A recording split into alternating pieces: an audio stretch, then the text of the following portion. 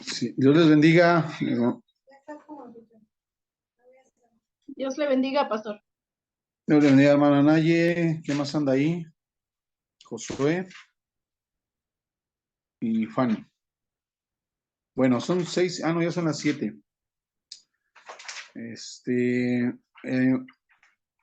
Josué, igual nos haces favor, hijo, por favor, nos haces favor, por favor, traigo una elocuencia hoy que pa' qué, ¿no? ¿Nos haces favor de hacer la otra reunión, hijo? Ahorita que se termine esta, Sí. porfa. Bueno, dura 40 minutos, entonces me haces una señal, Betty, cuando falten unos 3 minutos, por favor. ¿Sí? Bueno, pues vamos ya comenzando. Gracias a Dios, hace 8 días terminamos ya Cristología, ¿verdad? No, Cristología, Soteriología. Hace 8 días ya terminamos Soteriología.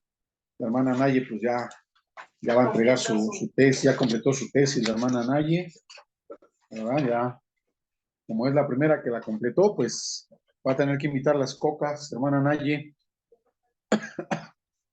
Sí. Bueno, ya vamos a orar. Betty Ismol, nos diriges en oración. Vamos a orar con Betty, bien fuerte, Betty, para que te escuchen los que están en el grupo. Padre Santo, gracias por esta tarde, Señor, gracias por la oportunidad, Señor, de poder estar unidos aquí, Señor, gracias por la lluvia, Señor, gracias por el sol, Señor, gracias por todo lo que nos das, Señor, y aún lo que no nos das, Señor, que nos son agradecidos en todo momento, Señor, y en esta tarde, noche, Señor, que queremos encomendar esta tarde, Señor, que tú seas quien dirija a todos, Señor, que tú seas quien nos habla a través de esta persona, Señor. Bendice la vida de cada uno de mis hermanos que están allá en línea, Señor, y los que estamos aquí, Señor, que todo pueda dar fruto a su tiempo, Señor, y que no sea hecha en saco roto, Señor, sino que tú, Señor, hagas crecer estas semillas, Señor, y que podamos alumbrar, Señor, la luz de Cristo. Amén, sí, Padre. Jesús. Amén. Amén. Necesitas grabar, ¿verdad, hijo? Ya estoy grabando. ¿Ya estás grabando? Ah, ok. Bueno, entonces, pues vamos a entrar al... ¿Qué tema toca? Después de soteriología. Ay, no les mandé, ¿verdad? Perdón. Hoy, bueno, y no, mañana les mando lo que les dije, ahorita que abrí aquí el manualito, vi que les tengo que mandar lo del calvinismo y lo de Arminio, ¿verdad? Perdón, discúlpenme. Por ahí recuérdenme, hermanos, hermana Naye, recuérdenme de que les tengo, mándenme un mensajito ahí al grupo de que les tengo que mandar esas fotos, por favor. Sí, le encargo, hermana Naye, que usted me recuerde mañana, si es usted tan amable. Bueno, vamos a entrar a eclesiología, al tema de eclesiología. ¿Usted qué se va a especializar, hermano? Eclesiología, pues con razón vi que hasta ahí también, Josué, ahí están los eclesiólogos, entonces, listos para agarrar callo.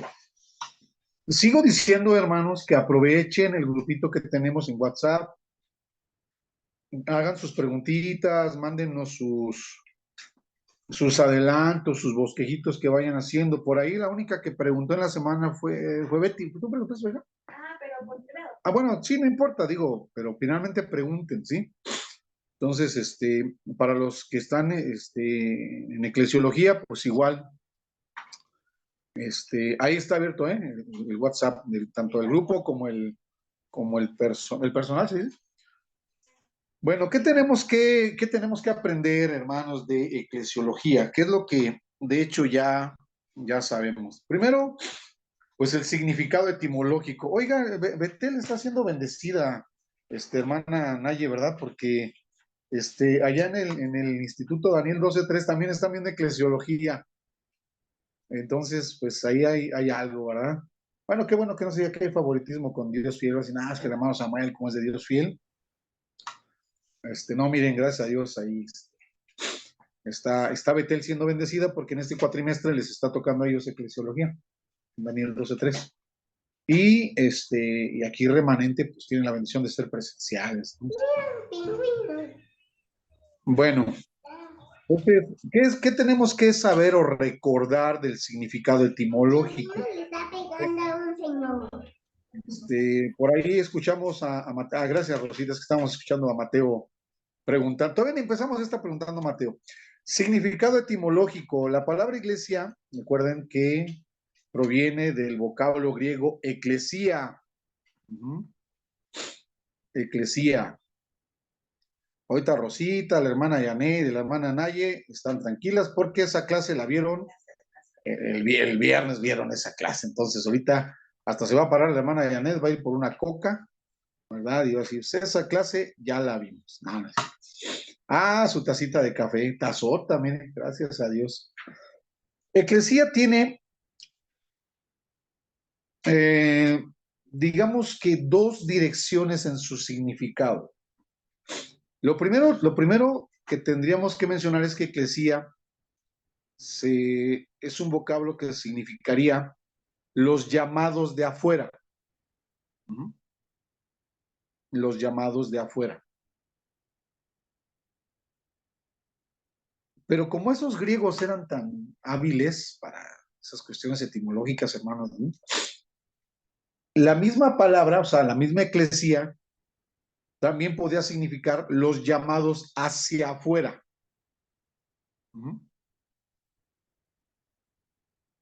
La sencillísima razón, fíjense, van a decir, ay, ¿cómo que los llamados de afuera y luego los llamados hacia afuera? Es tan sencillo, pero primero quiero contextualizarles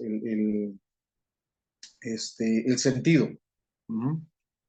La palabra eclesía se tendría que traducir más literalmente como asamblea. Era una convocatoria. No tenía, hermanos, en el contexto griego, por supuesto, anterior, digamos, al cristianismo, no tenía el sentido de iglesia como hoy usted y yo entendemos la palabra iglesia. Para los griegos, eclesía era una asamblea. Era como cuando los mandan llamar a junta en la primaria o en la secundaria, ¿no? A los padres de familia, o cuando los presidentes de las colonias hacen una convocatoria porque no hay agua, porque van a ver lo del alumbrado, y eran asambleas, ¿no? O cuando, hablando de los gobiernos, se reunían los parlamentos, ¿no? Se reunían los congresos precisamente. De ahí viene, la palabra congreso viene de congregación también. Eran asambleas, ¿sale? Bueno, ese vocablo lo adoptan los escritores del Nuevo Testamento, pues para referirse a la convocatoria que hace Dios. Hablábamos el viernes allá en el instituto, los viernes, con esos hermanos, que la palabra tiene su origen en el Antiguo Testamento. Recuerden que Dios, a través de Moisés y de los profetas, mandaba a congregarse, o sea, congreguen al pueblo, ¿no? Convóquenlo. Hasta por ahí salió una cuestión el día viernes, se las comento rápido, ¿verdad? Para esas convocatorias se utilizaba el sonido de trompeta. En nuestra traducción, Reina Valera dice, a sonar la trompeta, ¿no? Y por ahí salió, hermana, Yanet, hermana Rosita, hermana Naya, salió el rollo del shofar. Y pues como ahí en el Instituto de los Viernes sí tenemos un montón de tiempo, pues ahí nos desbarrancamos hablando de ese rollo de los shofars que hoy, aquí sí ya lo digo con más libertad, porque aquí estoy con puros maestros maduros. Aquí nadie se me va a ofender, ¿verdad? Porque ya todos los que están aquí son maestros, ¿verdad? Entonces, ese rollo de los shofars actualmente, ¿no? Que lo utilizan muchas congregaciones cristianas. No sé si han tenido la experiencia de estar, hermanos, o de ver que sacan unos cuernos ahí. Bueno, pues con toda libertad digo, hermanos, nada más fuera de contexto que esa situación, ¿no? El shofar, el cuerno, era utilizado para cuando Dios convocaba, cuando Dios hablaba, cuando Dios iba a dar un mensaje al pueblo.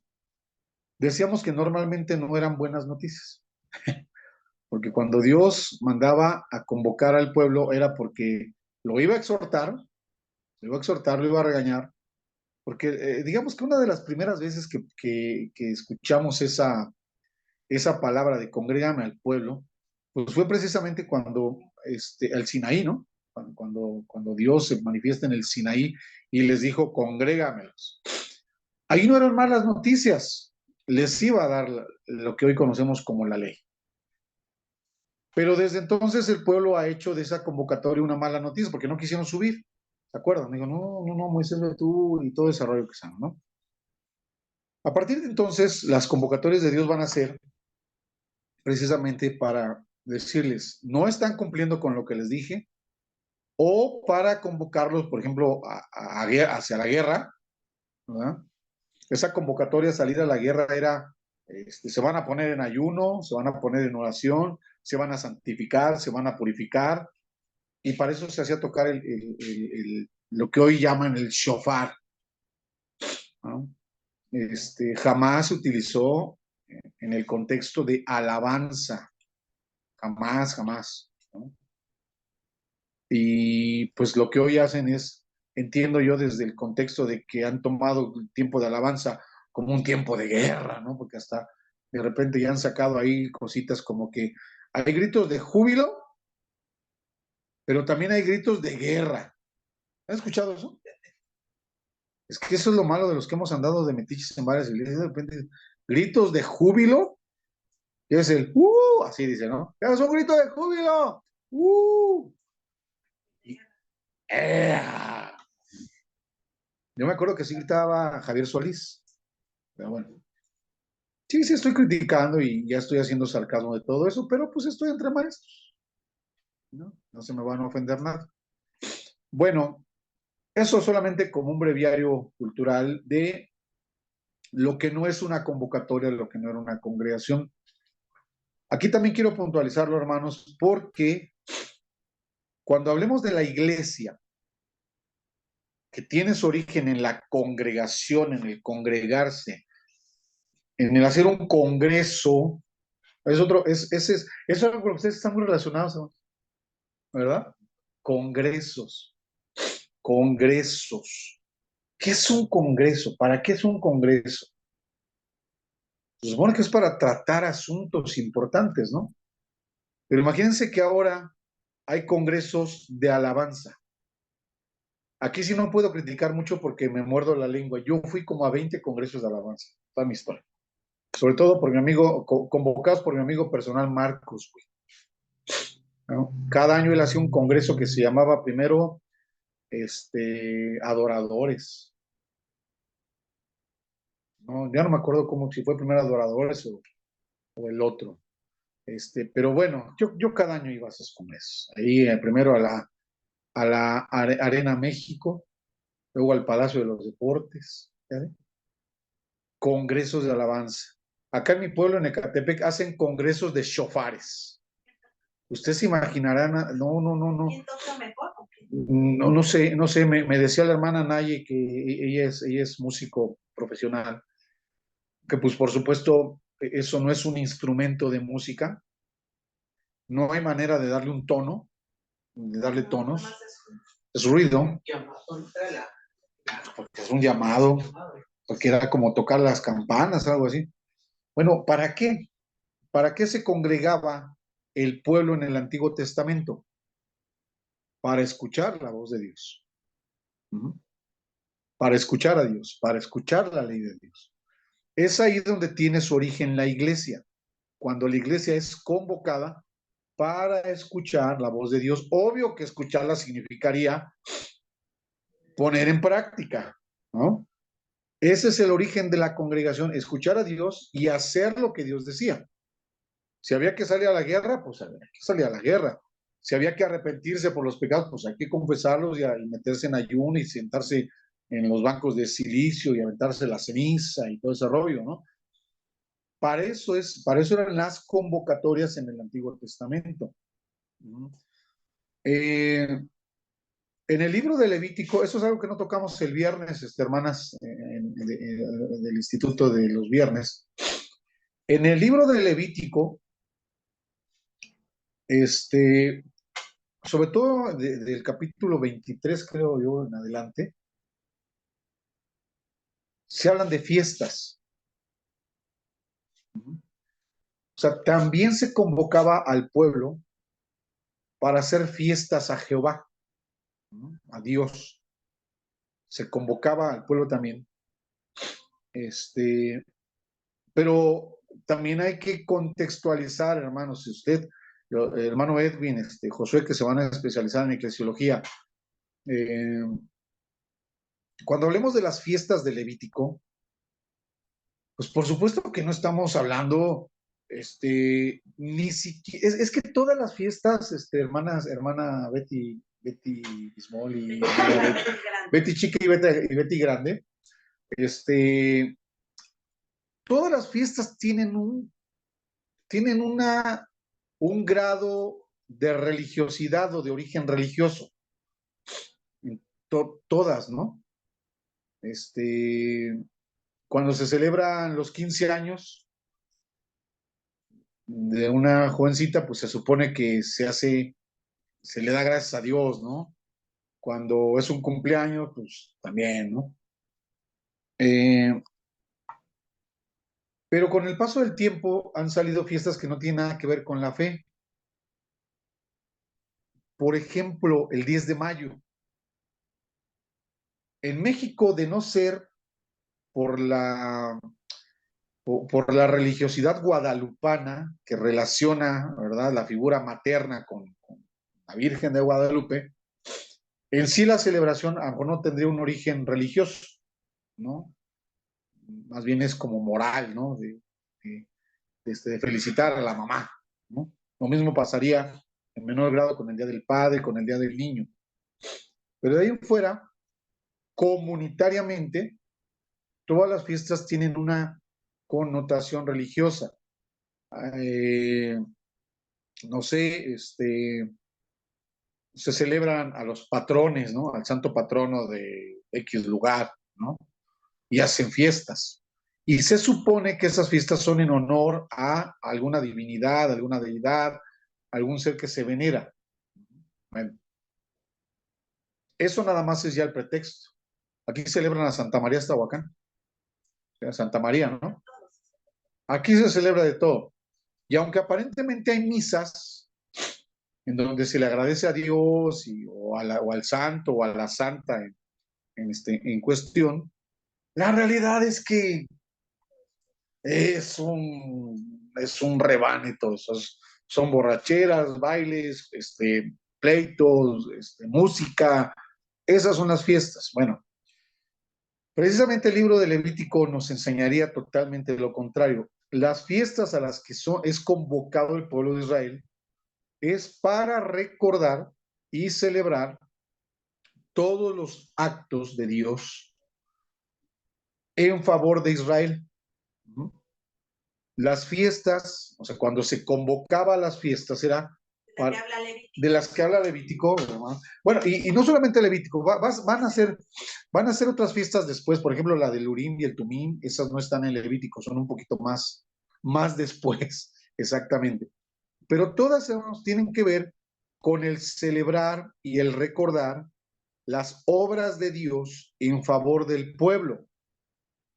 Y entonces, por lo tanto, lo que se hacía era que en cada fiesta se adoraba a Dios, ¿sí?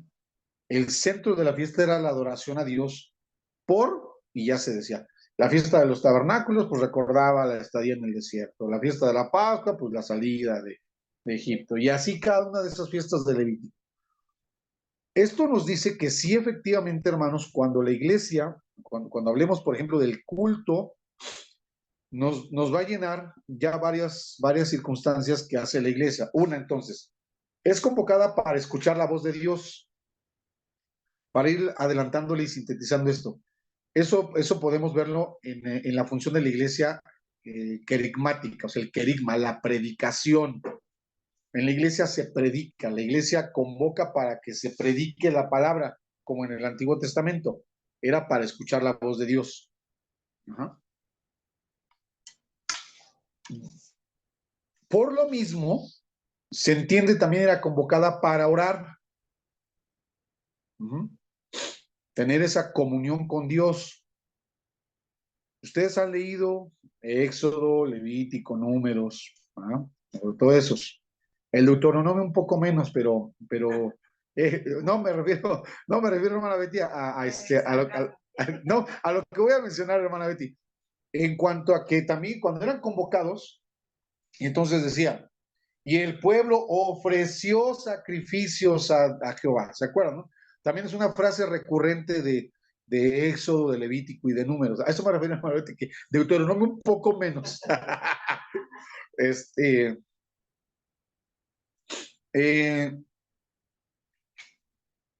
Entonces, en la convocatoria se ofrece, en el Antiguo Testamento se ofrece sacrificios a Dios. ¿Sale? Y 4, llevamos 3, ¿no?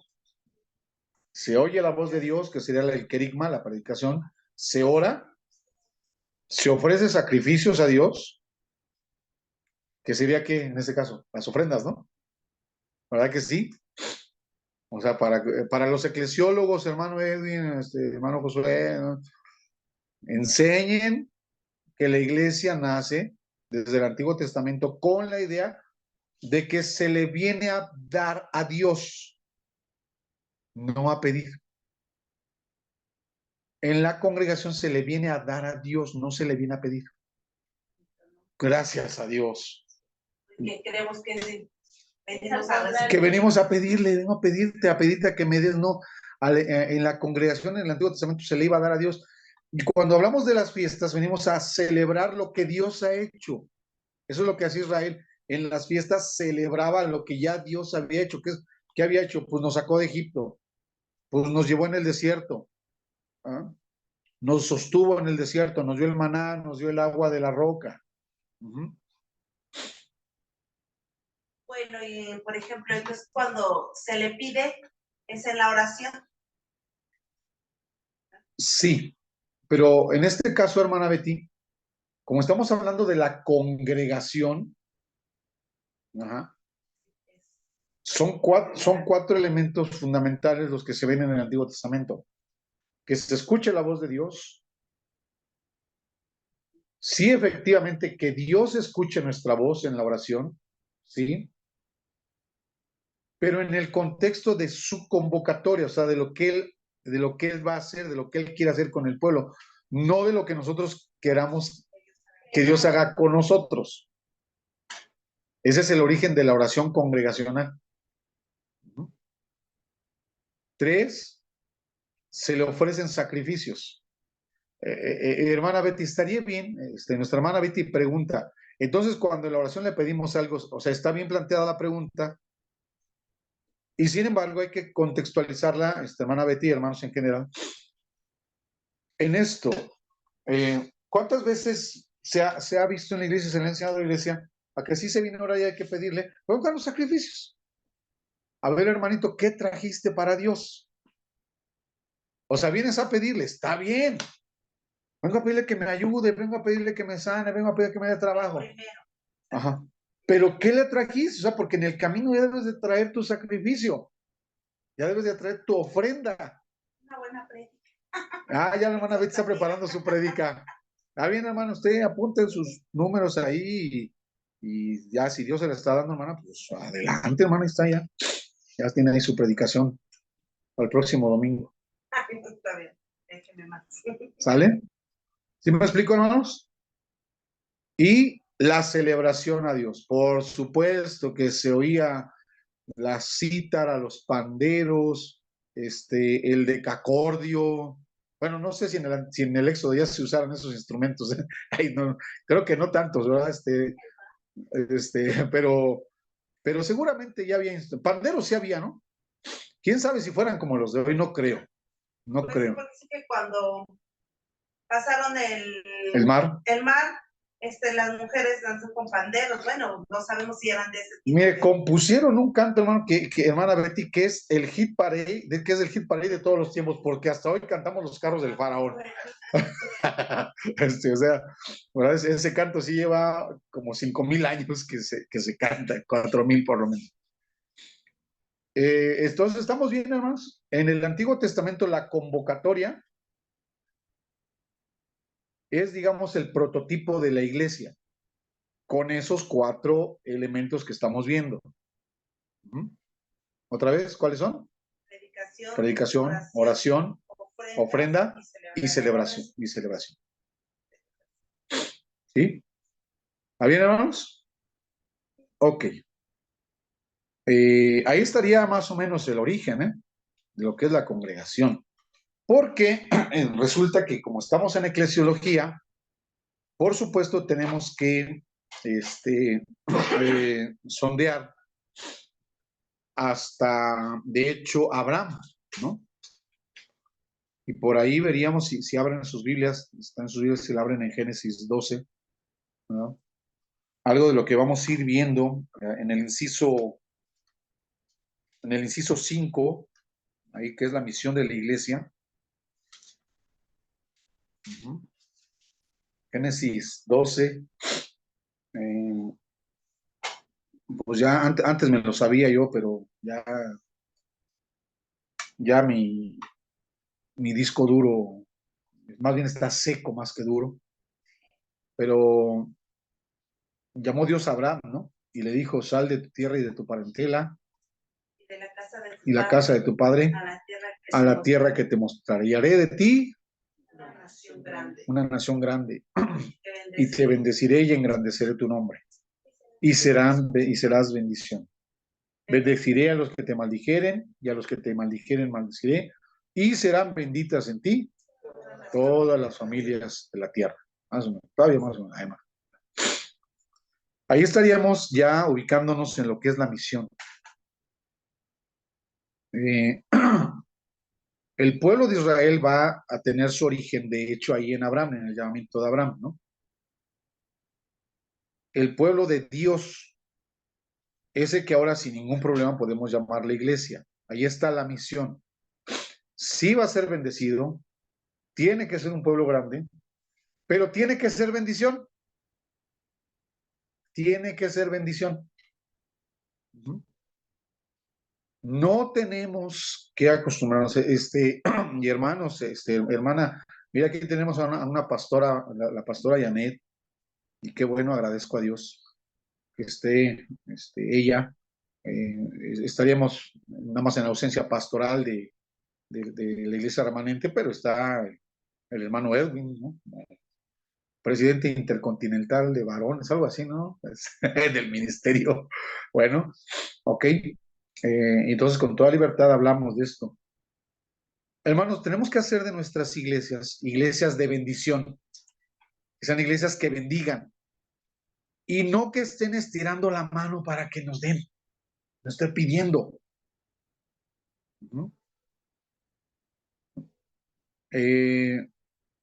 Lo digo igual, hermanos, en el respeto, ¿verdad? Pero también en la madurez, ya hablando en serio, ustedes se están capacitando como maestros, en serio, ¿no? Entonces, pues hay que tener los nervios bien templados, ¿no? Yo, hermanos, puntualizo, yo no, y perdónenme si alguna vez pues, ustedes han sentido que yo he sido tan grosero, tan agresivo, a faltar respeto, hermano Edwin, hermana Betty, mis hermanas allá, perdónenme, no, nunca será mi intención ofender, de verdad, no, a veces puedo desbarrancar, pero no, Dios me guarde de eso. Entonces, una vez puntualizado esto, digo, hay iglesias tan buenas, hay ministerios tan generosos, y hablo desde la pastoral, hay pastores tan buenos, tan generosos, que acostumbran a sus congregantes a darles, los ayudan, los quieren, los protegen, Iglesia Betel, pastora Janet, Yo conozco el ministerio de la pastora Janet y del pastor Marcelo. Sé que son gente que con sus manos, ¿qué digo con sus manos? Con los pies, con los ojos, con la nariz, con todo trabajan arduamente para bendecir a su iglesia.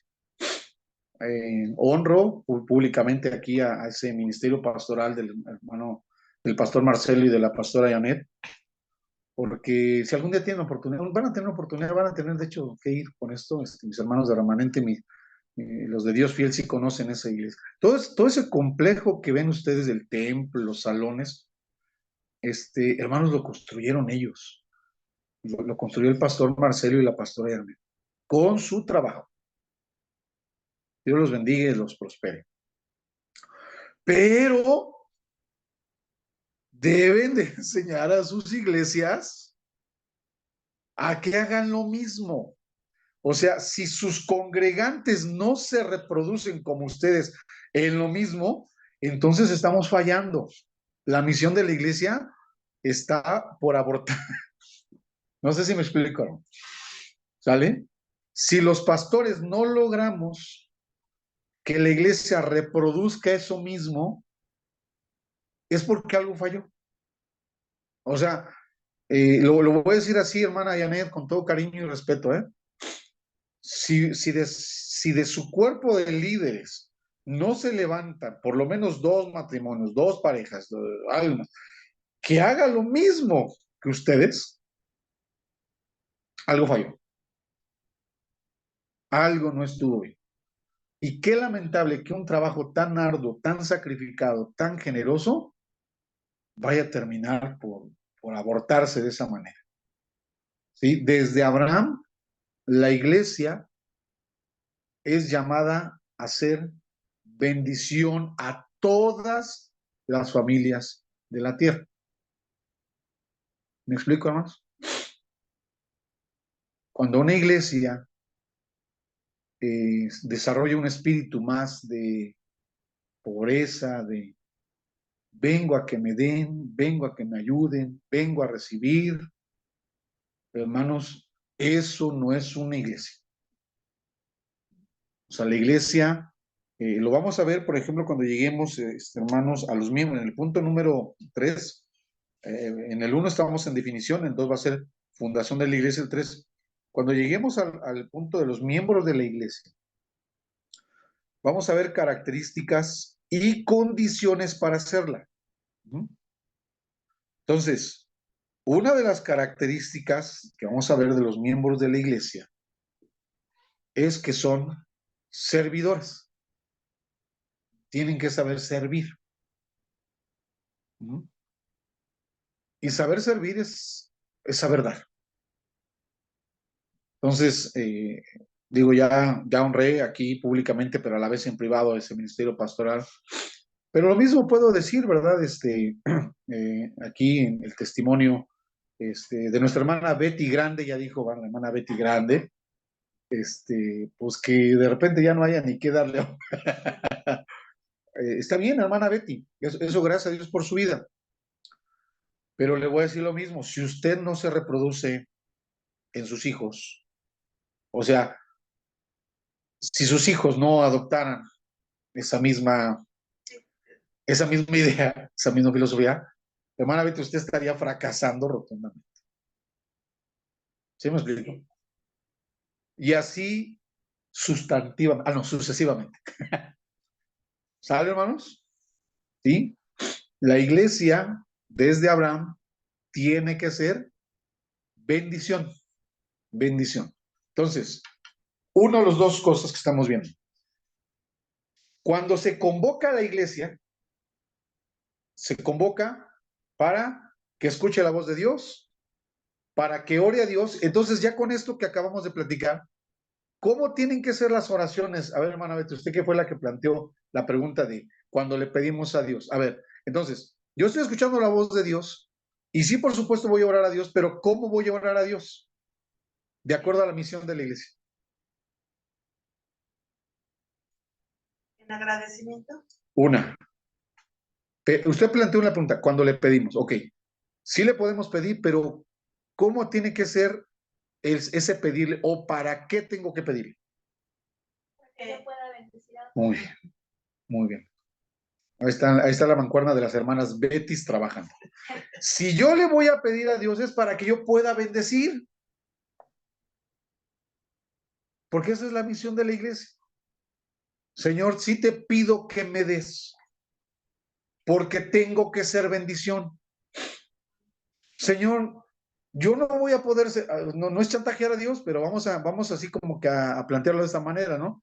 O sea, entonces yo con toda confianza le podré llegar a decirle a Dios, pues mira, Señor, ya entendí que tengo que bendecir, pero ¿con qué ojos? ¿Sí me explico? O sea, Señor, yo necesito que tú me bendigas, necesito que tú me des, pero porque voy a ser bendición. Tengo que ser bendición. ¿Vale? No es nada más llegar a pedirle. El pedirle en la congregación, el pedirle en la congregación, así en el contexto del Antiguo Testamento, era pedirle eso a Dios. ¿Por qué falló Israel? ¿Qué le pedía? Le pedía lo que le pedía más de lo que bueno, tenía alimento, los cubría, dice que del sol, estaban mejor ahí y pedían volver a lo peor. Así como a veces pedimos, como dame como antes, no estaba perdido en mis delitos. Muy bien, hermano. Sí, tiene la predicación, hermana, sigue apuntando ahí. Dice, dame como antes, dice la hermana Betty. Dame como antes, cuando yo estaba en el mundo, cuando ganaba dinero como en el mundo, dame como antes. Aunque estaba yo bien perdidote, pero dame como, o sea, no, dame porque necesito ser bendición. Y eso se manifiesta en el acto del sacrificio, del llevar la ofrenda a Dios. No, pues es que, hermano, no he venido a la iglesia porque pues es que no he tenido para los pasajes. ¿En serio? O sea, no inventes. ¿Cómo? ¿Cómo es eso? ¿No? Entonces, ¿dónde está el Dios que bendice? ¿No existe Dios? ¿Sí existe o no existe? ¿No? No he tenido, o sea, ¿cómo, hermanos? O sea, si la iglesia es el pueblo de Dios, gracias, Betty. Nos faltan 3 minutitos. Gracias, Betty. Eh, en la congregación de Israel, vemos precisamente esa fidelidad de Dios. Efectivamente, es tan ilustrativo el transitar de Israel como pueblo de Dios y como prototipo de la iglesia, que podemos decir, sí, la iglesia puede pasar por desiertos, sí, pero en los desiertos está el Dios que sostiene a ese pueblo, dándole pan y dándole agua, cubriéndolo en la noche del frío, en el día del calor, alumbrándolos en la noche con la columna de fuego, cubriéndolos del sol en el día con la nube. O sea, ahí está Dios, ahí está Dios. De tal manera que Israel como pueblo y como prototipo de la iglesia no tiene pretexto. No puede decir, no, es que no. ¿No? ¿Sale? ¿Sí me estoy dando a entender, hermanos? Todo eso todavía estoy en el significado y origen así, etimológico, porque ahorita en el siguiente segmento vamos a platicar de entonces ya el concepto de eclesía, los llamados de afuera, que significaría eso precisamente, ¿verdad? Dios nos ha llamado porque andábamos afuera, ¿sale? Pero el otro sentido, que es igual el etimológico, los llamados hacia afuera, está bien fácil. Para que usted, ¿vienes de casa, Betty? ¿Vienes de tu casa? Ok. Para que pudieras venir a la iglesia, ¿qué tuviste que hacer en relación a tu casa? Salir de tu casa. Entonces también es llamada a salir, ¿no? De tu casa para ir a la iglesia o para venir a hacer iglesia. Bueno, somos llamados también hacia afuera porque la iglesia no solamente está llamada a congregarse, sino la iglesia también está llamada hacia afuera para salir, a su vez, a llamar otra vez a los que están afuera, como en una especie de pistoneo, ¿no? Este hermano es una de pistón, ¿eh? Vienes a congregarte, pero tienes que salir para que vayas por los que están afuera. Y los que están afuera tienen que salir de sus casas para venir hacia acá y volver a ir. Y así funciona la iglesia. Somos los llamados de afuera, pero también somos los llamados hacia afuera. ¿Vale? Vamos a cortar la transmisión y Josué nos hace favor de mandar el enlace en un minutito.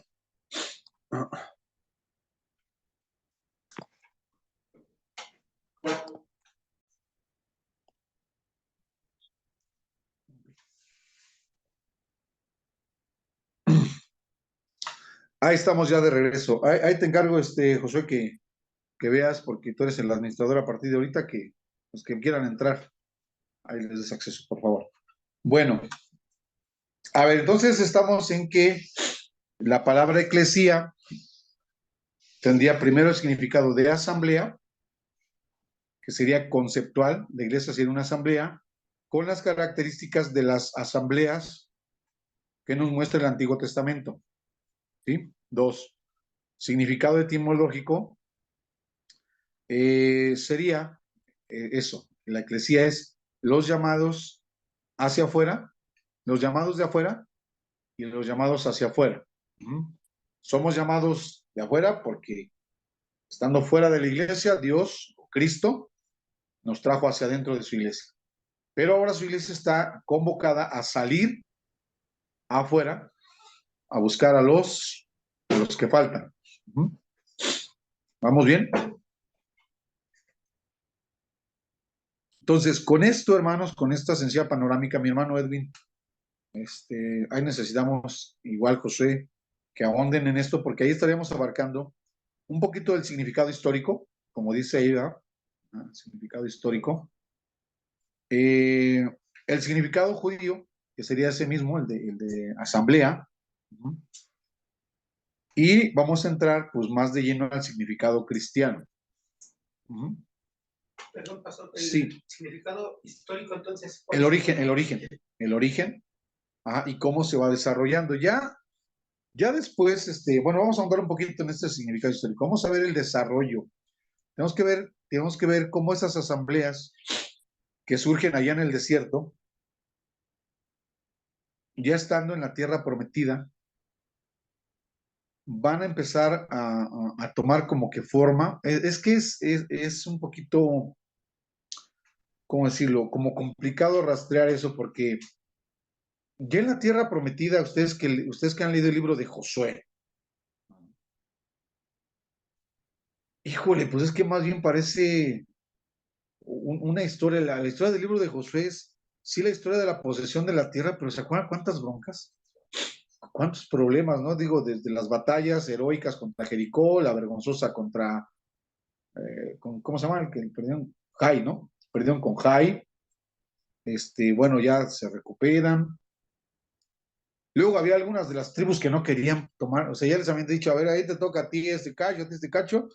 ¿Se acuerdan que pasaron años y no habían ido a tomar su cacho que les correspondía? Y entonces es muy difícil, hermanos, digamos, rastrear lo que pudiéramos llamar esas asambleas, ¿no? Normalmente se la pasa Josué peleando con los líderes, diciéndoles hagan esto, ¿por qué no toman esto? ¿Por qué se pelean? Al final del libro de Josué hay un discurso, el discurso de despedida de Josué, ¿verdad? Que uno de los pasajes o textos más famosos de ellos, de ese discurso, es cuando ya les dice, bueno, se está despidiendo Josué y yo ya me voy a ir, esto y aquello. Dice, guárdense de no entregarse a los Baales y todo ese tipo de cosas. Entonces viene un texto que hasta lo tenemos a veces en nuestras casas, enmarcadito, ahí va. Pero yo y mi casa serviremos a Jehová. Bueno, ese discurso de despedida de Josué nos ilustrará lo que también sería una asamblea, ¿no? En el que vemos precisamente sacrificios, vemos oración y vemos una predicación, ¿no? Que en este caso daría daría Josué. Ahora, el problema, seguimos en la cuestión histórica, hermano. El problema viene con el libro de los jueces, porque por ahí, no sé, creo que el capítulo, no me acuerdo, en el capítulo 1, versículos 10, por ahí así. Es un texto de esos escalofriantes. Lo hemos platicado en las iglesias, ¿no?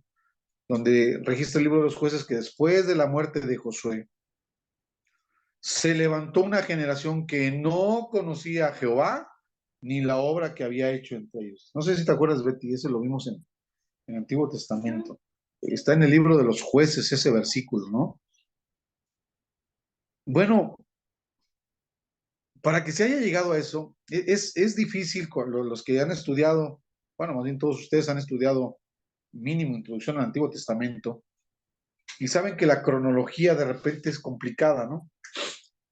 No sabemos bien a bien, aunque ahí tengamos algunas tablas cronológicas, eso, pero ¿cuántos años pasaron desde Josué hasta esos primeros relatos del libro de los jueces? Pero sí es muy, o sea, muy dramático pensar que hablando de la congregación, o sea, que tuvo que haber sucedido para que naciera una nueva generación que no conocía a Dios ni la obra que había hecho. ¿Para qué eran las fiestas? Dijimos en Levítico, para celebrar, recordar y celebrar lo que Dios había hecho en favor de Israel. Entonces, quiere decir que ni siquiera habían hecho fiestas, o a lo mejor hacían fiestas, pero las hacían como muchos de nosotros, ¿verdad? Esto lo decimos con mucha tristeza, y creo que esta sí ha sido la experiencia, hermano Edwin, de todos. Por ejemplo, gracias a Dios acabamos de estar en varias pachangas ahí en Betel. Tuvimos 15 años prácticamente seguiditos, hermana Yaneda, allá en Betel. Uno fue de Gaby y el anterior fue de esta niña, la hermana de tu hermana, ¿no, Rosita? De los 15 años, ¿no? ¿Ah? Bueno, qué bonito, qué padre, ¿no? Cuando, cuando esas fiestas tienen eso, o sea, porque estuvimos en esas fiestas y ahí sí, pues, cristianas, vaya, ¿no? Fiestas cristianas, sí, cristianas, en las que se honra a Dios, pero también, dicho sea de paso, ¿verdad? Se honra a la iglesia, ¿no? Sí. Y aún, hermanos, eclesiólogos, sean cuidadosos con esto, enseñen esto bien. Pastora Yanet, por favor, por amor de Dios, y hermano Edwin, ustedes que están aquí como representantes de remanente, ¿verdad? Y pues los que me están oyendo de Dios fiel, pues ya saben que así tenemos que conducirnos. Hermanos, enseñen a las iglesias. Esto es parte fundamental de la eclesiología. Si hablando de fiestas, entendiendo que el contexto bíblico y el origen de las fiestas es celebrar a Dios, lean Levítico 23 para que vean, y en tal mes, en tal día, vas a hacer, y ese libro de Levítico que nos engorra, que otra vez que ya lo digo, uy, es que ese libro de Levítico, a ver, lean qué hacían en las fiestas. Vas a sacrificar tantos becerros, vas a dar tantos corderos, y vas a hacer esto, o sea, vas a dar y a dar y a dar y a dar y a dar. ¿Sí o no, hermana Betty? Y de repente llegamos, ¿verdad? Aquí nos dicen, pastor, es que queremos, ya van a ser los 15 años de Gumarita. Ya van a ser los 15 años de Gumarita y pues queremos que haga el servicio, pastor, ¿no? O pastora. Sí, hermano, y ahí andamos apartando las fechas, movemos a la iglesia, toda la iglesia se suma, porque normalmente la iglesia se suma, ¿no? ¿Verdad que sí? Y vienen a adornar, y vienen a lavar el templo, y todo, ¿no? Y hermano, hacen un gastadero en comida, en refrescos, en salón. Mínimo cierran la calle y rentan una carpota de esas. No tengo idea, hermano, de en cuánto costará rentar una carpa como para 100 personas, pero no creo que es considerable el gasto, ¿eh? Y le dan al pastor sus 200 pesotes de ofrenda.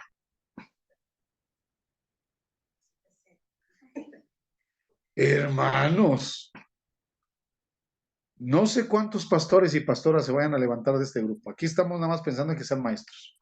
Pero si tienen un llamado, no dudo que seguramente algún día están al frente de una iglesia. Así es que, pues hermanos, no se hagan el jaraquí y enseñen precisamente esos principios bíblicos desde el Antiguo Testamento. Lean, enseñen Levítico, enséñenles a sus alumnos, enséñenles a sus iglesias cómo se hacían las fiestas en el Antiguo Testamento, en todo lo que se le ofrecía a Dios. ¿Sí, hermanos? ¿Sale?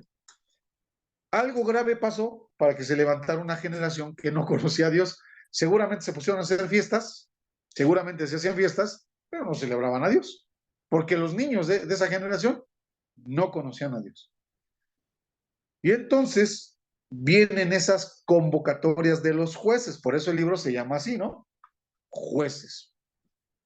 Y Dios va a levantar a Otoniel, y a Jefté, y a Débora, y a Gedeón.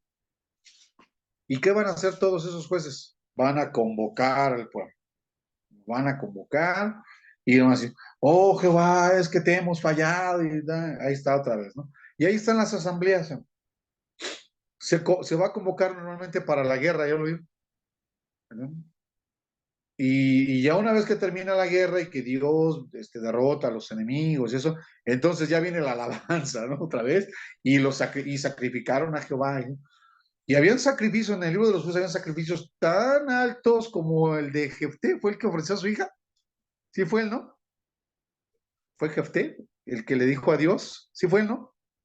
El que le dijo a Dios, Señor, si tú me das la victoria y cuando yo regrese en paz a mi casa, a la primera persona que salga a recibirme, yo te lo ofrezco. Y salió su hija. Dios mío, ¿como para qué? ¿Mande? Sí, no vayas a salir, mija. A ver, me ha mandado un WhatsApp, dice aquí Betty, no vayas, mija, por favor, no vas a salir. Manda a tu abuelita. ¿A quién? ¿A tu mamá? No, a mi suegra.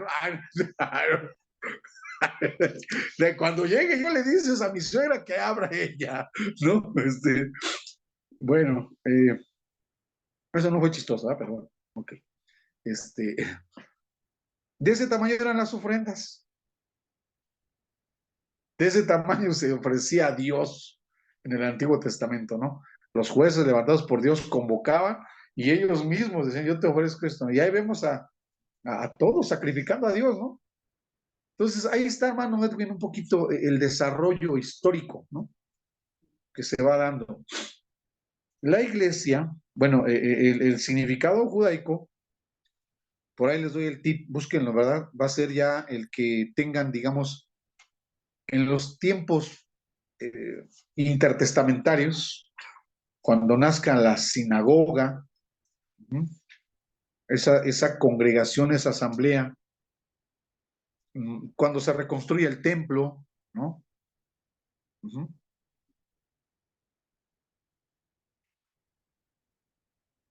Y que eso pues va a dar lugar a lo que a la postre va a ser la iglesia cristiana.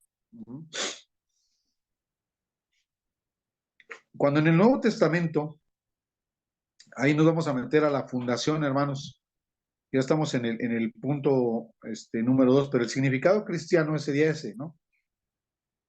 Los llamados hacia afuera, los llamados de afuera, los llamados hacia afuera, con una misión, que la vamos a ver. Vamos a ver ahí más adelantito en el punto número 5.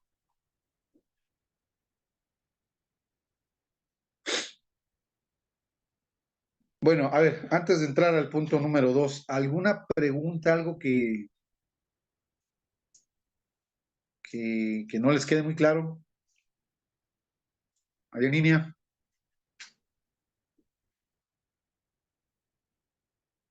¿Cómo se desarrolla, hermana? ¿Cómo se va desarrollando? Esto que hemos estado platicando.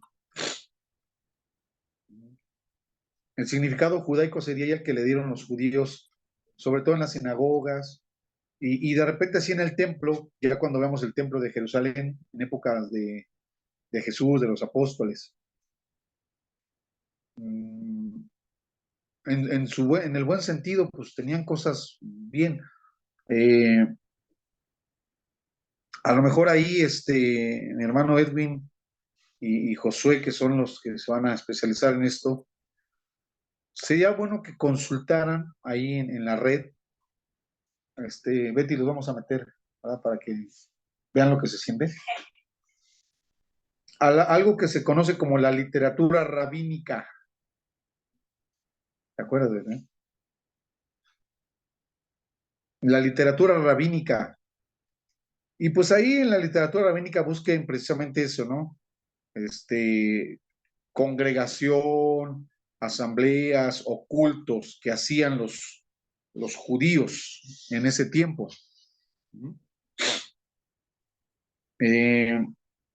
Van a encontrarse con que, bueno, hay dos vertientes, van a estar los samaritanos y los judíos. Ajá, los judíos sí tenían acceso al templo de Jerusalén, los samaritanos no. Pero los samaritanos van a hacer otro tipo de celebraciones más apegados a lo que ellos llamaban el estudio y el cumplimiento de las escrituras. Eso va a ser el sacrificio de los samaritanos. Los judíos bajo el liderazgo de los saduceos, que eran los administradores del templo, pues sí, van a celebrar algunas fiestas, sobre todo la de la Pascua, que es la más famosa, ¿no? Para esos tiempos, donde sí van a poder llegar al templo y ofrecer sus animalitos para que los sacerdotes los ofrecieran en sacrificio. Sí hay alabanzas, sí hay alabanzas israelitas, sí hay alabanzas judías. Eso lo recordamos el viernes, hermana Naye, ¿verdad? Sí hay una música judía, hay una música israelita. A veces creo que por el rollo ¿no? Del origen, creemos que no. Y hay otro bloque, hermana Betty, hermanos, ¿verdad? Que como que quisiera emular, ¿no? La música judía. Aquí sí soy un total ignorante, digo, aquí y en otras cosas, muchas más, ¿no? Pero esta es una de ellas. No sé, no sé, que, vaya, como no sé de música, pues, ¿qué tan fácil sería, hermana Naye, qué tan fácil sería tocar como los judíos? No sé. No, tan siquiera, por ejemplo, el disco de Entraré a Jerusalén, que es Ajá. uno que me gusta mucho, la música se oye complicadísima porque usan unas escalas que nosotros no practicamos o que no usamos mucho. Entonces sus escalas son diferentes y su instrumentación y sus arreglos musicales son un poco complicados. Por lo menos yo los escucho y se me hacen muy difíciles. No es lo mismo que imitar una de nuestra cultura, no es lo mismo. Para mí. Bueno. Oiga, hermana, aprovechando, también, bueno, Josué, ¿te acordarás, Josué, que teníamos un disco de un hermano que se llama Paul Wilbur? Y ¿Esa es música israelí? pues es una adaptación entre instrumentos, o sea, pero por ejemplo ahí lo de las escalas, eso pues sí se adapta al estilo occidental, porque si no, Pero no es israelita, así no, o completa. sea, combinan instrumentos, pero está adaptado para que, o sea, aquí se pueda tocar y cantar y todo eso. Oh. Bueno, pues entonces mejor la dejamos así, ¿no? ¿Para qué nos metemos en broncas, no? Estamos en otras cuestiones. ¿Para qué nos metemos en broncas, no? Mejor, sigamos cantando el poderoso de Israel y vamos, ¿no? Y ahora, ¿no? Eh, pero sí hay, o sea, por supuesto que había un culto, ¿no? Había un culto judío, que es el que van a practicar o van a continuar los llamados, algo utilizar eso, los primeros cristianos que son judíos, pues van a mantener muchas de esas formas. Estamos hablando del culto, ¿sí? O sea, van a cantar así, van a cantar como ellos, eran judíos, ¿no? Los primeros cristianos eran judíos, o los primeros conversos a la fe de Jesús eran judíos. Entonces van a cantar como ellos, o sea, van a conservar la cultura, ¿sí? Entonces, las primeras congregaciones ya llamadas cristianas dentro de Jerusalén, o la iglesia cristiana dentro de Jerusalén, pues es obvio, de origen se va a parecer mucho al culto judío, ¿no? Nada que ver. No, pues no, estamos muy alejados, litúrgicamente estamos muy alejados de eso. Y aunque usted conozca por ahí, pues mi hermana Naye tuvo una experiencia, ¿no? Con esas llamadas iglesias mesiánicas, ¿no? Pues nada que ver, o sea, no, o sea, no hay forma de decir, que nosotros adoramos a Yeshua, a Mashiach, y creemos en Hashem, en Adonai, o sea, no manches, ¿no? O sea, pues no, o sea, están lejísimos de eso, ¿no? Y lo peor que, por ejemplo, hay iglesias que ya les obligan a decir así, Yeshua. Ajá, La hermana que se congregaba en una y dice que no podía decir Jesús, sí, no. era Yeshua. Yeshua, ajá. Sí, pues también allá, hermana Naye, ¿no? Donde ustedes estuvieron también, ¿no? Tenían que decirle Yeshua, ¿no? Yeshua, sí, también la hermana Naye, ella se congregó ahí donde, Yeshua. Ajá, entonces a mí me hubieran conocido como el hermano Shmuel, ¿verdad? Y a Josué le hubieran dicho, a Josué le hubieran Joseph, algo así, ¿verdad? El problema sería con la hermana Rosita, porque pues ahí, hermana Rosita, pues ya, pues no, pues no, ya no hubiéramos encontrado forma de dirigirnos a la hermana Rosita, pues no sé, pero bueno, el punto es que, hermanos, esa primera iglesia, en sus formas, debe haber sido, por supuesto, muy parecida a la judía. En la fundación, en el punto número 2, entonces, en la fundación de la iglesia, ¿a qué hora se acaba? 8:20, ¿verdad? 8:20, ok, gracias. Ok.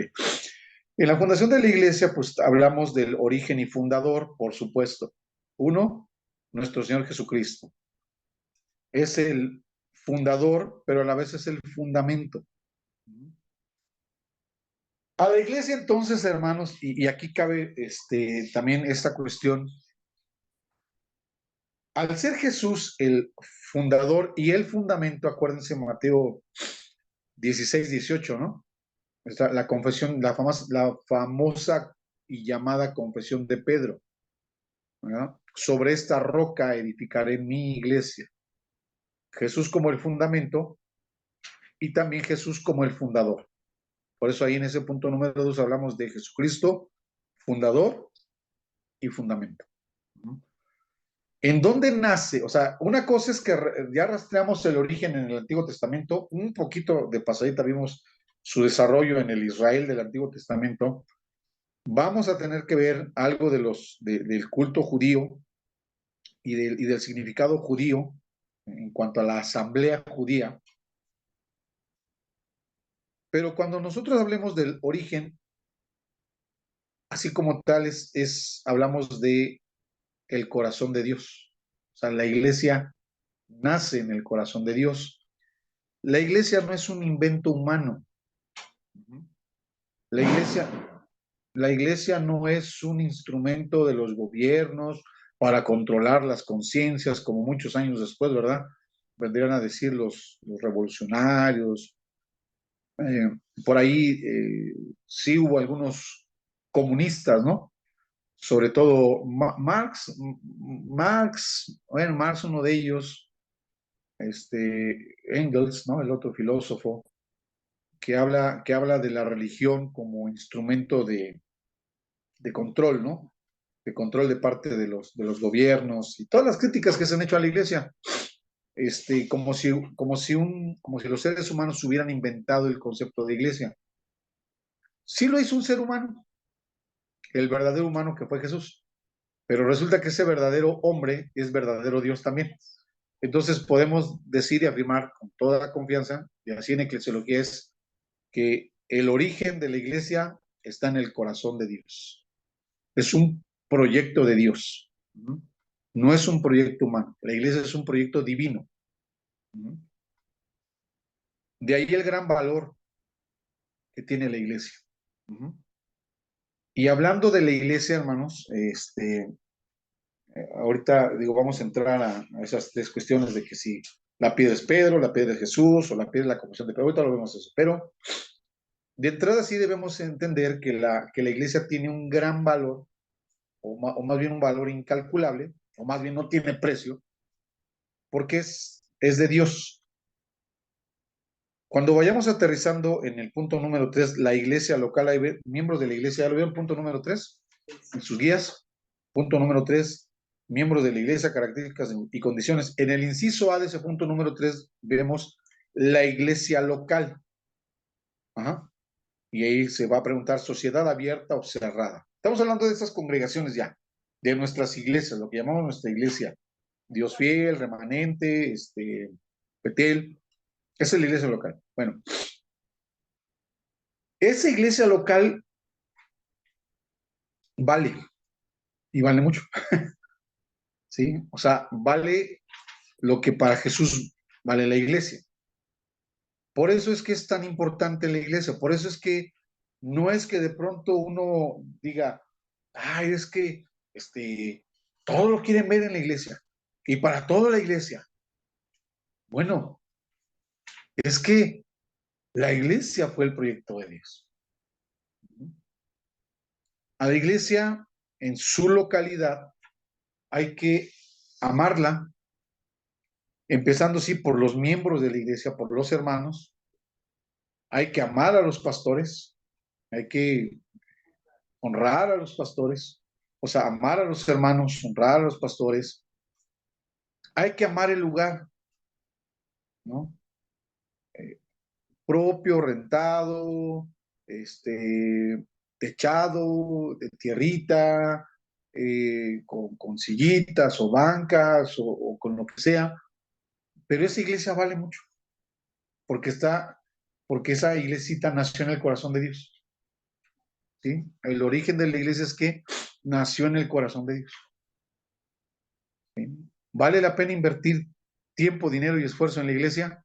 Sí, sí, porque es el proyecto de Dios para que el mundo sea alcanzado y sea bendecido. No lo va a hacer a través de ninguna otra instancia que no sea la iglesia.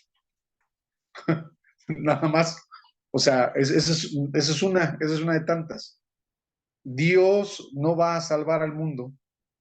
No, o sea, no porque no pueda, o sea, Dios lo puede todo, ¿no? Pero Dios va a salvar al mundo y Dios va a seguir cambiando al mundo y Dios va a seguir conservando al mundo a través de la iglesia. Así es. Ahorita lo vamos a ver en la misión. Pero de origen así es, esa es la valía de la iglesia. Entonces, por mucho que nos relajemos hoy, que los tiempos hoy estén más relajaditos y que digamos, bueno, ahorita de camino veníamos pensando en que por acá llovió, no sé, por allá en Ecatepec, sí llovió también por ahí, hijo. Llovió, ¿verdad? Allá, hermana Janet, llovió por allá en Tequis. Sí, hermano. También llovió. Oye, hermana También Janet, culto, ¿verdad? Hoy hay culto allí en Betel, ¿no? Sí, hoy hay servicio, hermano. Hoy hay servicio. Bueno, no quiero amargarle su momento de estudio, de reflexión, porque dice que la pastora Janet dice que ella toma estos miércoles hasta como de descanso, porque aparte de que se está capacitando, ¿no? Es culto, es servicio. Y dice, ay, pues yo como estoy en clase, yo no me encargo del servicio. Qué bonito. Porque ni atormentarla pensando en cuántos llegaron. ¿Cuántos fueron? ¿Para qué la atormentamos, hermana? ¿Para qué la inquietamos a la pastora? Pensando en cuántos llegaron, porque seguramente dijeron, ay, hermanos, que estaba lloviendo. Ahora digamos, si el día que ustedes conozcan allá Bosques de Tequis, pues ya nos hicieron favor de pavimentarnos esa avenida principal, ¿verdad, hermana?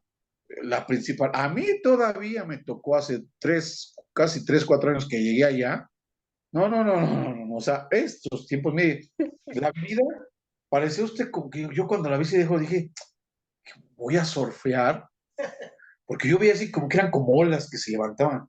Y esto son olas. No, no, eran los montículos de tierra así, de verdad, así, no, no, no, una cosa de veras admirable. Pero llegábamos, ¿verdad, pastora Janet? Llegábamos, ¿verdad? Los viernes ahí hemos llegado. Llegaba yo con unas botas de minero, mano, de esas de casquillo, así, ¿eh? Con mi pantaloncito de vestir, mi camisita de vestir, pero con mis botas de minero, o sea, no se me quedaba medio. Yo, luego, lo importante era llegar, había que llegar. No se fijen cómo llegué, si ya estoy aquí. No se fijen cómo vengo, lo bueno es que ya llegué. Porque, pues hoy, ya, la iglesia nos hemos rajado, es que estaba lloviendo. Santo Dios, hijo. Bueno, pues sí hablo como anciano, hablo como viejo, pero en mis tiempos, hermano, llegamos con las sombrillas, con los impermeables, Con los niños cargando. con los niños cargando, pero llegábamos. Llegábamos. Y aquí está mi hijo de testigo, el José, ahí está, pregúntenle, ¿cuántas veces faltamos a la iglesia? Ahí va yo con ellos. Más con él. Aquí llegaba también con mi niña, ¿se acuerdan? ¿No? Sí, allá llegábamos. Ajá, acá en el saloncito, ahí llegaba yo con mi hija, vaca, así, llegaba yo con mi hija cargando. Porque la iglesia vale, hermano. Sí, vale. La iglesia tiene un valor muy grande, y eso también hay que enseñarlo en eclesiología, Josué, hermano Edwin, eso hay que enseñarlo en la eclesiología. De origen, la iglesia local tiene un valor incalculable porque es el proyecto de Dios. ¿Vale? Entonces, por eso, con todo gusto, una parte de dar sus ofrendas, sus diezmos, vamos a hacer el aseo, vamos a pintar, ¿qué más hacemos? Vamos a hacer los saloncitos para los niños, bueno, a las posibilidades, pero lo hacemos, porque es de origen, es el proyecto de Dios. Jesús dijo, aquí voy a edificar mi iglesia, o sea, la iglesia es de Él. Entonces, cuando Él dice, la voy a edificar, ahí, por eso les pusimos el texto de Mateo 16, 13 al 19, ¿no? Sobre esta roca edificaré. ¿Quién es el que se propuso edificar la iglesia? ¿El pastor? ¿Pastor Samuel?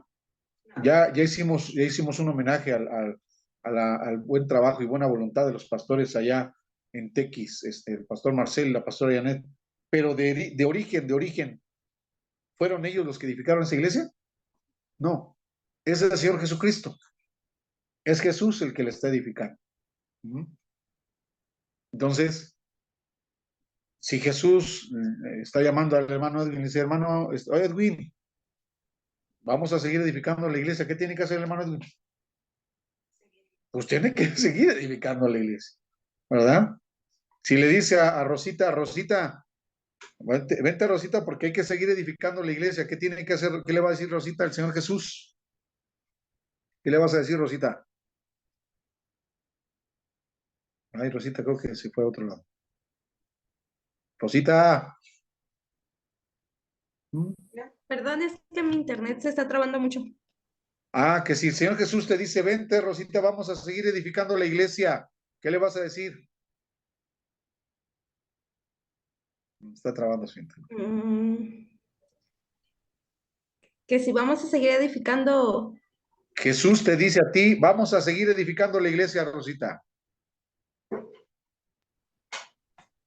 No se Pues escucha que bien. está edificando. Jesús quiere seguir edificando su iglesia. Sí, le diría que sí. Así, está bien, señor, sí, ya, está bien. No, sí. Ok, a Fanny no le pregunto, pero yo creo que dirías que sí, ¿va, Fanny? Ok. Betty. Sí. Pues sí, ¿no? Hay que seguir edificando la iglesia, el proyecto de Dios, ¿sale? Ok. Bueno, ahí,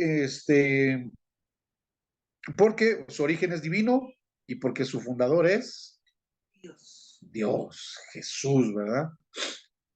Es, Por eso cuando dicen sobre esta roca edificaré, que decían que era Pedro, pues no. no. Ahí está la polémica. La piedra es el apóstol Pedro, ¿no?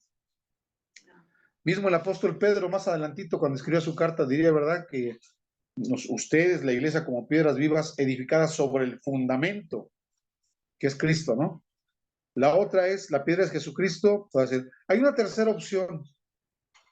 Esta la creen, oiga, de veras no está, por cierto, no se ha conectado mi hermano Bisuet. Qué bueno, porque, pero lo va a ver en repetición y ahí le va a doler. Pero fíjese que los hermanos bautistas, encabezados por el apóstol de los bautistas, John MacArthur, dice que la piedra, o sea, por supuesto es una metáfora, ¿no? Pero que la piedra sería más bien la confesión. En este caso, la confesión de Pedro. O sea, que cuando el Hijo de Dios o el creyente confiesa lo que confesó Pedro, es ahí donde se pone el fundamento de una iglesia. A ver, recordemos el pasaje, ¿no? ¿Quién dice la gente que soy yo? Y le contesta. ¿Quién dicen ustedes que soy yo? Y el que contesta es precisamente Pedro. Y la confesión de Pedro dice más o menos así: tú eres el Cristo, el Hijo del Dios viviente, ¿no? Esa es la confesión de Pedro. Los que ya estudiaron Cristología, los que se están especializando en Cristología, saben que la palabra Cristo significa ungido. Creo que ya se me va a acabar, ¿no? Sí, 2 minutos más. 4 minutos. 4 minutos, ok. Ahorita cortamos y volvemos a hacer la otra, para que recuperemos los 10 minutitos. Bueno, 3 minutos quedan. ¿mandé? Quedan 3 minutos. 3 minutos, gracias, papá. La palabra Cristo significa ungido. ¿Ah? Viene a ser, ya en la esperanza judía, el Mesías, ¿no? El Mesías, el ungido. Y recordemos que el ungido era un título que se le aplicaba a 3 personajes: a los reyes, a los sacerdotes y a los profetas. ¿Se acuerdan bien, verdad? Están en Cristología. Rey, sacerdote y profeta. Entonces, fíjense, cuando Pedro le dice a Jesús, tú eres el Cristo, le está diciendo, tú eres la voz de Dios a mi vida, eres mi profeta. Eres Dios que me habla. ¿No? Tú eres mi sacerdote, eres el que intercede por mí y el que hace la expiación por mí, el que permite que yo me acerque al Padre. ¿No? Eres mi intercesor. Y luego le dice, eres mi rey. En el contexto, sabemos que a los reyes se les llamaba señor, en el griego el kurios, ¿no? Entonces, ¿qué le está diciendo en realidad Pedro? Yo te confieso como mi Señor y mi Salvador, porque el sacerdote era el que permitía, ¿no? El que acercaba. Eres mi Señor y mi Salvador. ¿No es lo que nosotros predicamos?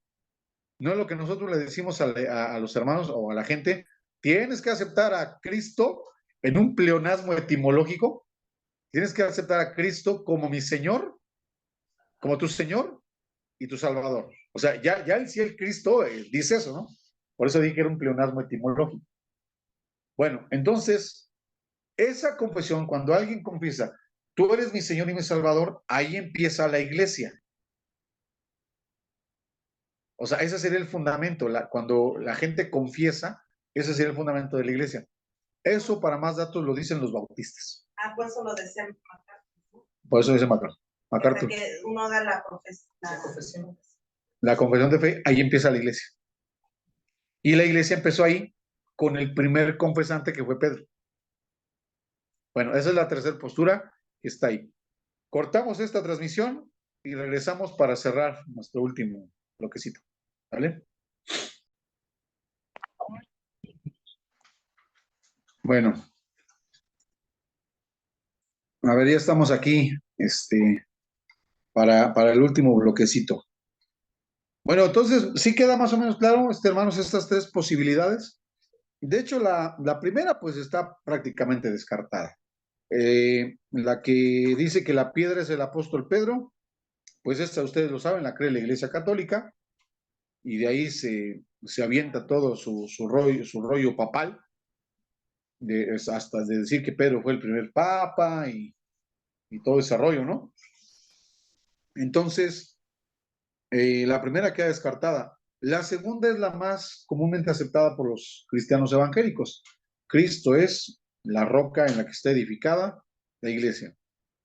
Y la tercera tiene aplicación como más, o sea, como que pretende ser una aplicación más práctica. Decir, bueno, la iglesia está cuando uno o dos o tres miembros confiesan, como confesó Pedro, que Jesús es su Señor y su Salvador. Tiene sentido, ¿no? O sea, también tendría sentido, ¿no? Decir, bueno, pues sí. Bueno, pero ahí están las dos, ¿no? Los eclesiólogos deben de conocer las tres, ¿sale? Porque algún día, ¿verdad? Les van a preguntar, oigan, hermano, pero es que a mí me dijeron que la piedra es la confesión de Pedro, pues no los vayan a agarrar así todos sacados de una, ¿qué es eso? No, pues ya saben, ¿no? Ya. Es que cuando alguien confiesa, pues que ahí da inicio una iglesia o la iglesia, ¿sale? Bueno, ¿no hay preguntas hasta aquí, hermanos? Aquí presenciales, ¿no? ¿Allá, en línea? ¿No? Ok. Bueno, vámonos al punto número 3. Aquí es donde los pastores nos frotamos las manos, ¿verdad? Y empezamos más a disfrutar porque vamos entrando a la parte práctica de la iglesia. O sea, hasta aquí es todo su origen, su fundamento.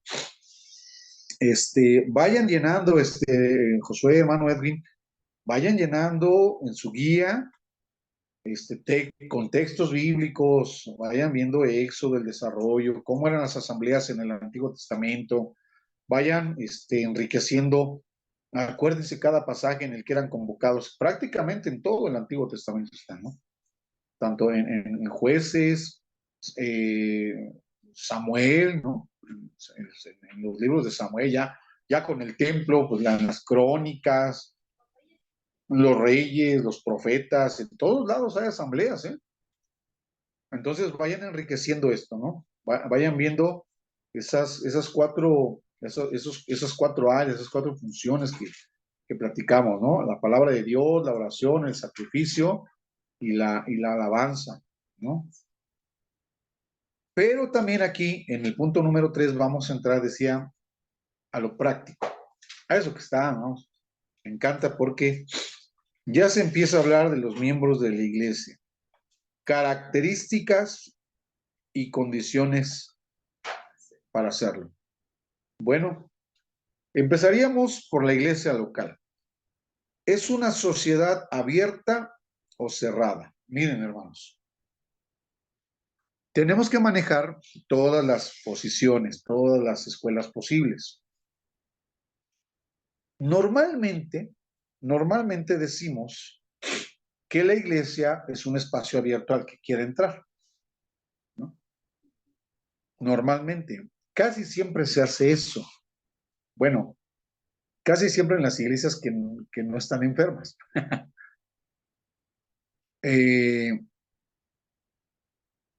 Porque si decimos que es una sociedad abierta, tenemos que ver las diferentes aristas, se dice, ¿no? O sea, las diferentes perspectivas. Si decimos abierta en su sentido así totalmente literal y abierto, podríamos desde nuestra perspectiva contemporánea decir, bueno, a ver, hermanos, ¿aquí pueden entrar los homosexuales? O sea, desde esa posición totalmente libre y abierta, sí, sí. Creo que de hecho aquí ustedes tienen un casito por aquí, ¿no? De medio escabroso, ¿ah? Ya me arrepentí de haberle dado mi número porque me dieron mensajes y fotos y una cosa verdaderamente así, pero bueno, pero si decimos que es una sociedad abierta, entonces decimos, puede entrar o sea, como entrar, o sea, entrar, pero aquí hay que entender también qué estamos diciendo con entrar. Entrar físicamente, bueno, uno podría a lo mejor todavía ser amplio y decir, sí que entren, ¿no? Que entre el que viene borracho, el que viene marihuano, el que viene vestido de mujer, o la mujer que se cree hombre que entre, o sea, y a lo mejor le echamos fe, ¿no? Le echamos ganas, no, sí, sí, amén. ¿Y a quién Señor nos va a tocar? Bueno, ok, eso sería Que Dios nos ayude. una sociedad abierta en ese sentido, de que físicamente entre. Ahora, cuando hablamos de entrar, nos estaríamos refiriendo o uniendo al segundo punto, al inciso B, que dice, ¿cómo se entra a la iglesia? Porque aquí ya, por supuesto, la pregunta nos va a direccionar a hacerse miembro de una iglesia. Eso es otra cosa, ¿no? Eso es un tema diferente. Podríamos, con mucha fe y con mucha amplitud, decir, bueno, aquí puedes entrar. Ven vestido como quieras, ¿verdad? Es más, hasta si quieres traer una camisa de la América, también te dejamos entrar. No hay problema. ¿Sí o no, pastora? La verdad. Mira la pastora, deberíamos de grabar. Ah, pues sí se graban, ¿verdad? Sí. Dime, Betty. Hay que, bueno, no se está hablando tal vez de un sentido como físico, Físico. porque como en el inciso B ya sería un sentido espiritual, ¿no? Un sentido de pertenencia. Espiritual. Es espiritual, ético. O sea, ahí es que es ahí, por eso que a mí me gusta esta parte de la eclesiología. Porque es ahí donde de repente pudiéramos entonces darnos cuenta que entonces no somos sociedades abiertas. Pues no. Y lo peor, no, o sea, lo malo no sería eso. O sea, lo malo no sería que, por ejemplo, yo le pudiera decir al homosexual que se quiere vestir como mujer, bueno, entra, pero puntualizarle, pero vas a respetar, ¿no? O sea, a ver, vamos, lo voy a poner así en ese ejemplo tan brusco, ¿no? A ver, vamos a pensar que no llega uno, vamos a pensar que llegan los dos, que llega la pareja, ¿no? Llega la pareja de homosexuales. Y entonces decimos, bueno, sí los dejamos entrar, porque la iglesia es un espacio abierto a todo aquel que quiera. Ah, pero, aquí vas a, antes de eso, vas a respetar. ¿Qué es respetar? Pues mira, a ver, tú puedes venir, pues si quieres venir vestidos, está bien, pero aquí no se van a estar besuqueando, ¿eh? Porque eso sí no, te pedimos que respetes el lugar. Y a uno le suena lógico, ¿no? Uno puede decir sí, pero a ver, ¿pero qué pasa si una pareja heterosexual llega también a la iglesia? Estoy hablando de gente nueva, o sea, no de miembros, estoy hablando de gente nueva. Llega una pareja heterosexual y en el momento ya de que terminó el culto están vendiendo el talento. Y pensemos, a lo mejor aquí ustedes tienen la ventaja de que sus instalaciones dicen, bueno, ya no estamos en el templo, ¿no? El talento se vende aquí, pero pensemos en Betel o en Dios Fiel, que todo lo hacemos en el mismo lugar. Y entonces estamos ya vendiendo el talento, como dirían por ahí, ¿verdad? Ya se acabó la hora santa y una pareja heterosexual llega ahí, se acerca ya al talento, hermana Janet, ¿verdad? Con esos taquitos de suadero y de vistecito que venden tan ricos, y de repente voltea la muchacha, le dice al muchacho, ¿tú de qué vas a querer, amor? Sí, pues ya sabes, chaparrita, de suadero. Ay, sí, ya sabe qué vas a hacer. Y se dan un besito ahí los heterosexuales. Y entonces la pareja homosexual ve eso y dice, ¿por qué ellos sí? A ellos sí les permiten darse un besito aquí adentro de la iglesia y a nosotros no. Bueno, es ahí donde podemos empezar a identificarnos si somos sociedades abiertas o somos sociedades cerradas.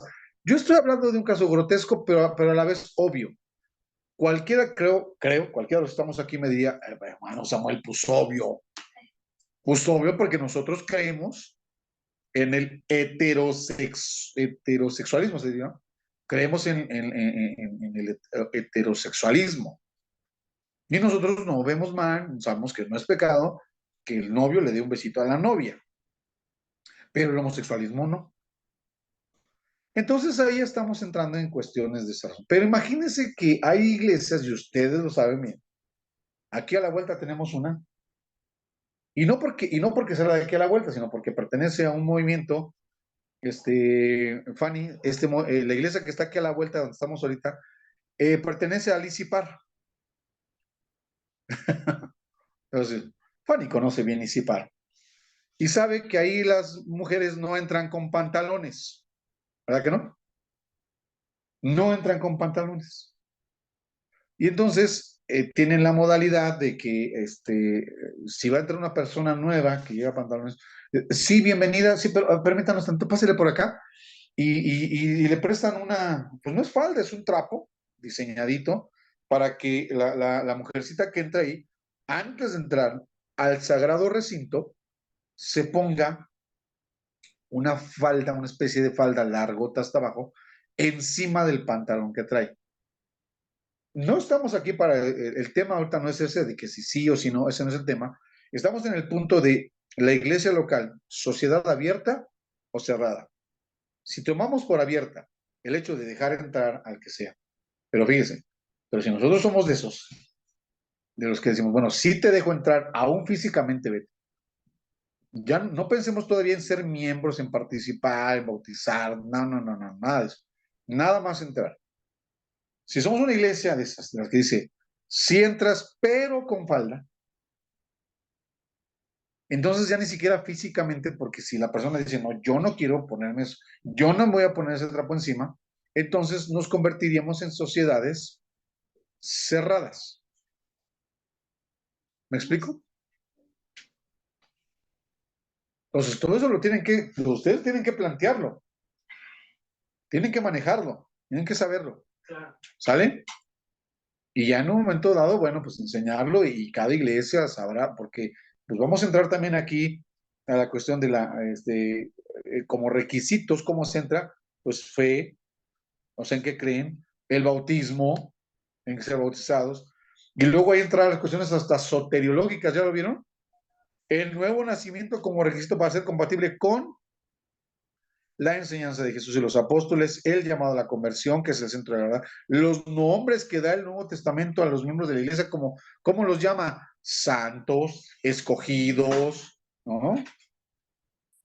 O sea, todos esos nombres que les da el Nuevo Testamento a los miembros. ¿Mm? Pablo escribe mucho diciendo, os escribo a vosotros los santos de Galacia, de tal iglesia, les llama santos, ¿no? Les llama los escogidos. ¿Mm? ¿Sale? Por eso les decía, ahí está la parte chida de la eclesiología, porque es la parte... Sucede aquí, abierta o cerrada, ¿no? Sí, sí. Es como decir, bueno, como decía usted al principio, ¿no? Tiene varias vertientes, ¿no? Ajá. Puede ser abierta y en una parte sí es abierta, pero en otra parte también es cerrada. O sea, Sí. tiene dos vertientes porque finalmente, como local, como lugar, es permitido, es abierta porque puede entrar X persona, pero ya como iglesia, como grupo, entonces sí, ya es cerrada, ¿no? Bueno, pues ahí está, hermanos, ahí está por lo pronto, ¿no? Ahí está el planteamiento eclesiológico. Y pues ahí ustedes vayan haciendo sus engranes también con soteriología, con neumatología, con teología propia, con antropología. Vayan ahí, los eclesiólogos, pues vayan ahí haciendo su engranaje, ¿sale? Bueno, hermanos, pues vamos a dejarle hasta aquí, ya son 8:36. Si tienen preguntas, por favor, hermanitos, ya se está acercando el tiempo. Se está llegando. Entonces, ahí estamos a la orden. Ahí tengo como testigos a la hermana Naye y ahora Betty, que sí contestamos. Ahí dudas, preguntas. Si quieren mandar ahí unos bosquejitos de sus adelantos, también les hacemos ahí las observaciones pertinentes. Pero aprovechen esto, ¿sale? Bueno, pues Dios les bendiga, hermanitos. Nos saludamos el próximo domingo en este espacio, pero ahí está en la semana, está abierto el chat, ¿sale? Dios les guarde, hermanos.